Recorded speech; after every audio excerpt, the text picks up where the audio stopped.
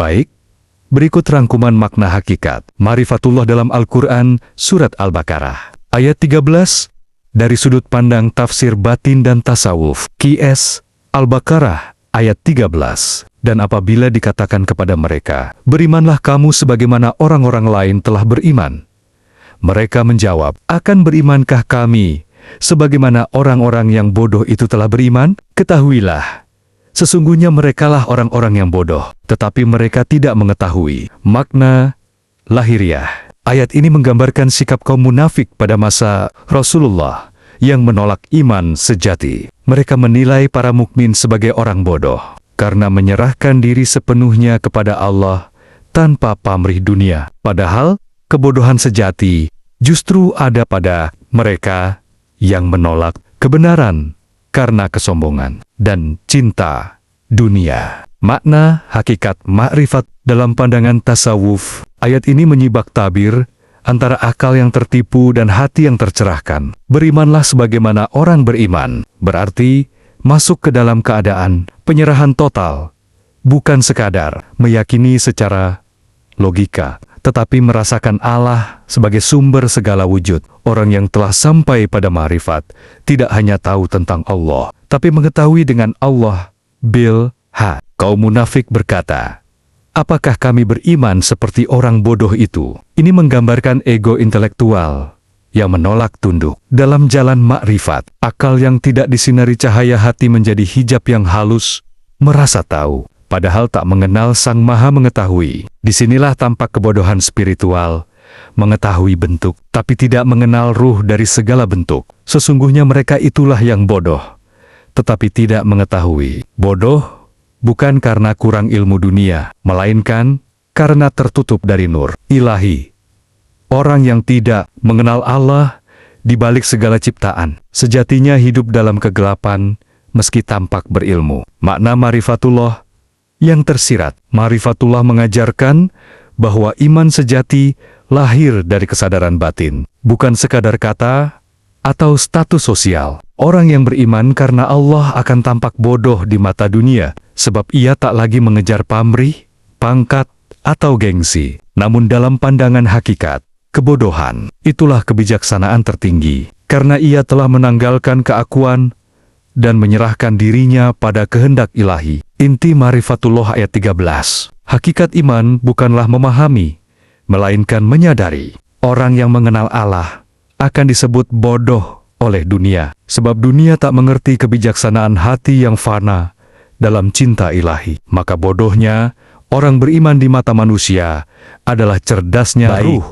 Berikut lanjutan makna hakikat Ma'rifatullah dalam surat Al-Baqarah ayat 14. Melanjutkan seri penyingkapan ruhani dari ayat sebelumnya. QS Al-Baqarah ayat 14. Dan apabila mereka berjumpa dengan orang-orang yang beriman, mereka berkata, kami telah beriman.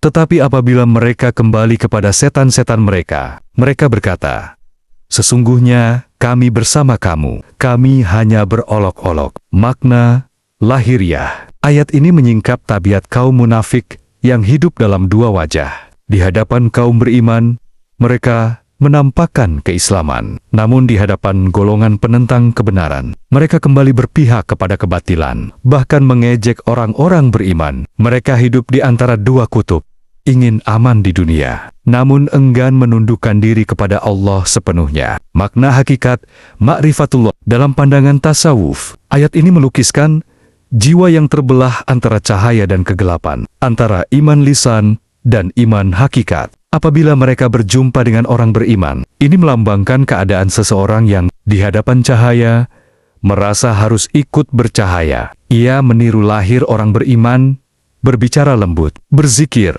bahkan menampakkan ibadah. Tetapi iman yang ditiru belumlah iman yang hidup. Ibarat cermin yang hanya memantulkan cahaya tanpa memiliki sinar sendiri. Tetapi apabila mereka kembali kepada setan-setan mereka, dalam batin, setan-setan bukan hanya makhluk gaib, melainkan bisikan nafsu, gengsi, dan ego diri yang selalu mengajak kembali ke pusat keakuan. Mereka berkata dalam diam, aku ingin tetap menjadi diriku, bukan hamba sepenuhnya. Maka iman yang hanya lahiriah pun lenyap, ditelan oleh kegelapan batin. Sesungguhnya kami bersama kamu, kami hanya berolok. Kalimat ini menunjukkan jiwa yang mempermainkan kebenaran, yang menjadikan iman sebagai sandiwara sosial. Dalam Ma'rifatullah, ini adalah tanda belum melihat Allah dalam dirinya.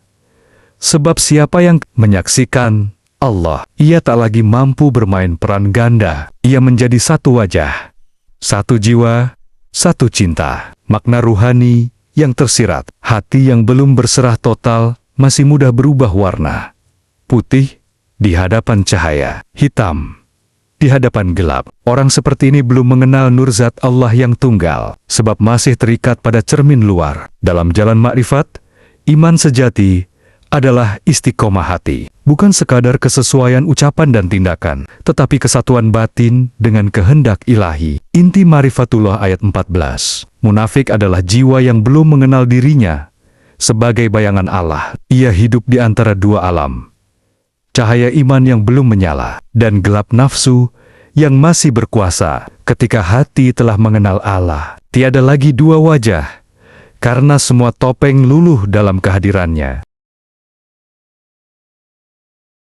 Baik, berikut lanjutan makna hakikat Ma'rifatullah surat Al-Baqarah ayat 15. Tetap dengan gaya tafsir tasawuf yang mendalam dan simbolik, menyambung alur ruhani ayat-ayat sebelumnya. QS Al-Baqarah ayat 15. Allah akan membalas ala-kolokan mereka dan membiarkan mereka tarimbangaming dalam kesesatan mereka. Makna lahiriah. Ayat ini menegaskan bahwa Allah membalas kaum munafik dengan cara yang sesuai dengan perbuatan mereka, karena mereka mempermainkan iman dan menipu orang beriman. Maka Allah membiarkan mereka tenggelam dalam tipu daya diri mereka sendiri, sehingga mereka sesat tanpa menyadarinya. Makna hakikat ma'rif dalam pandangan tasawuf. Ayat ini memperlihatkan bagaimana sang hak membalikkan cermin batin manusia agar ia melihat dirinya sendiri dalam bayangan perbuatannya. Allah membalas ala-kolokan mereka. Maknanya bukan bahwa Allah ikut bermain-main, melainkan bahwa sunatullah bekerja sebagai cermin sempurna.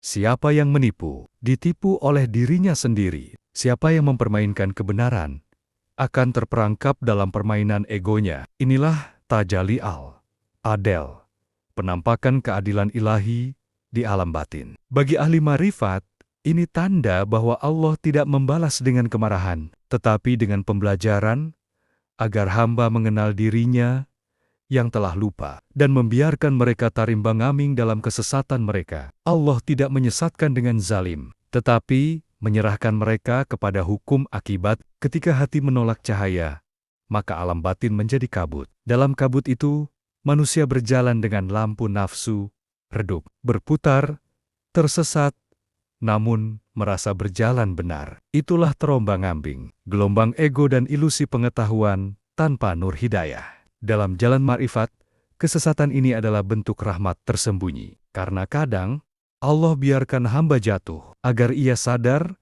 bahwa dirinya tidak punya daya. Maka tersesatnya orang yang mencari bisa menjadi awal dari petunjuk. Tetapi tersesatnya orang yang bermain iman menjadi jurang yang menelan hati. Makna ruhani yang tersirat. Allah membiarkan bukan karena lalai, tapi karena qosihnaya bekerja dalam hukum kebalikan. Siapa yang berpaling dari cahaya, dia belajar makna gelap. Siapa yang mencemooh kebenaran, dia akan menemukan cemoohan dalam dirinya sendiri. Dalam ma'rifat, ini disebut tajalli al-hijab, penampakan Allah melalui tabir ketertipuan. Di balik semua itu, dia masih mengajarkan, lihatlah aku, meski melalui kesalahanmu. Inti Ma'rifatullah ayat 15. Kesesatan adalah bayangan rahmat yang belum dikenali. Allah tidak menipu hamba, melainkan memperlihatkan cermin diri agar ia sadar dari kelalaian. Barang siapa mengenal bahwa segala keadaan, termasuk tersesatnya hati, datang dari Allah, maka ia telah melangkah dari permainan menuju penyaksian. Maka ayat ini menjadi cermin halus dalam jalan Ma'rifatullah, bahwa bahkan dalam olok-olok, tipuan, dan kesesatan, masih berdenyut rahasia cinta ilahi yang mendidik ruh agar kembali kepadanya.